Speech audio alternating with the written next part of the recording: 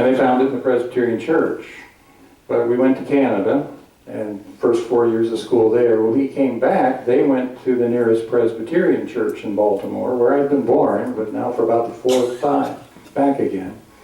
For some reason, I got on a trolley car every Sunday morning and rode halfway across Baltimore to the old Methodist church in which I'd been baptized. And my folks let me do it. Had 25 cents a week allowance, spent a nickel on the trolley car, rode across town, put a dime in the offering plate. I will never reach that level of giving again. Got out of church, needed a nickel for the trolley car, and I had a nickel of what you might term discretionary money, disposable funds.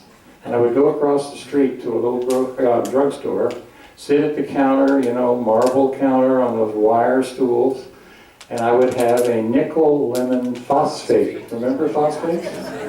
While I was waiting for the trolley car. That went on for a long time.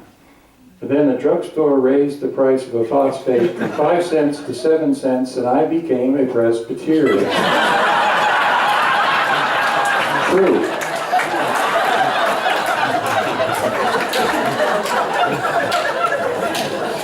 Just a couple of other things, and I'll get out of the way of all of this.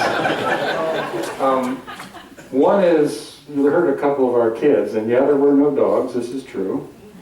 But one of the things that Sue and I were remarking about is it's not just 45 years of ordained ministry. If you add on the 3 years of seminary, and the year before that I was a youth director and a Christian education director in a small church in Tennessee, you come up with 50 years without weekends. Sue says we're due. But the kids lived through that with us. You put up with not going some places and those kinds of things as well. But Sue and I got to kind of grin at each other the other night, and we thought, I wonder what the kids would do to us now after all this time. We not only have weekends, we went out and got cable TV. And maybe a dog.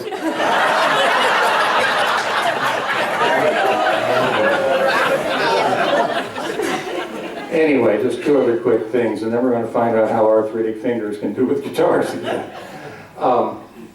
One, there is an interesting memory of mine that every time I've graduated, be it from elementary to middle school, or middle to high school, or high school to college, or college to seminary, or seminary to ordained ministry, I go back to the bottom of the heap.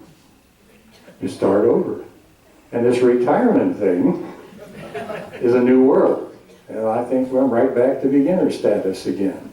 Now, Jim Vandenberg, who has the fun job of looking at all the tapes, if that's the right word these days, from the security cameras from the day before. There's 8 of them now on this church because of a few odd little security incidents over the years. Nothing much to worry about, relax.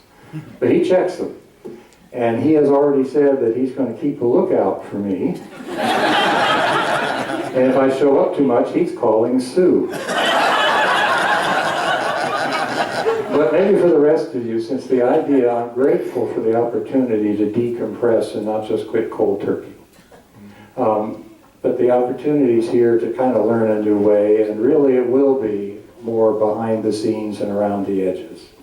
But some pastoral care and some other things, and supporting Scott, for instance. Please remember, when an associate pastor leaves the church, when you're a large church, is not without a pastor.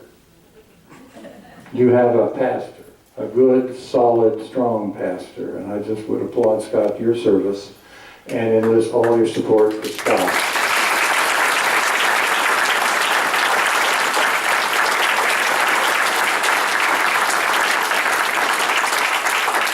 One of the things I think I'm called for here to do is to follow John the Baptist's example.